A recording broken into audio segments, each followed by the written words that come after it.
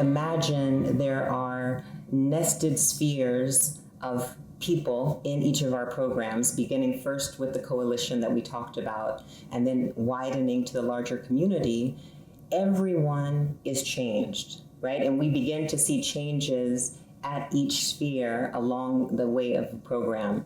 And I know that there are some stories that you all have from being in focus groups with people, from being at street theater performances, from being at rehearsals with the actors and talking to different stakeholders. So if you could talk a little bit about, some of the immediate changes we're seeing, and then what are some of the things that we're hoping to measure with the evaluation? It would be very difficult, I would say, maybe 5 or 6 years ago, to be able to bring so many people together to work on an LGBT project. And I think when we saw the involvement of persons from the police, from the Human Services Department, from the Special Victims Unit, from the police directly themselves, in terms of giving their feedback, even to the radio drama and how police officers operate with the LGBT community, or the right way to actually, conduct certain things. I think you saw the changes happening there, that you're bringing in partners who had never worked in the issue before. So that was one of the big changes.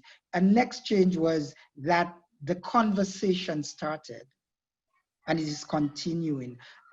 Yes, you would have in the past, you would have a voice clip, or you would have an interview done by myself or Kenita or some other person.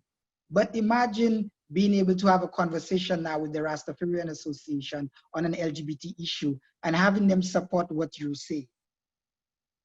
That's the shift. So people were understanding the conversation, and the conversation was continuing. That was the impact. Having radio stations decide, hey, you know what? That might be, let's see how that goes, running an LGBT radio drama. 3 radio stations in a small Caribbean island. And for those of you right now, iRight is going to be airing in Dominica on 2 radio stations sometime from this week. All the radio drama, all the episodes are going to be running. And then the next country is going to be Antigua. But people started listening. That was the thing. From the rapid assessment that we did, people were listening. People were listening in the morning, they were listening in the afternoon, and they were listening in the evening, and they wanted more.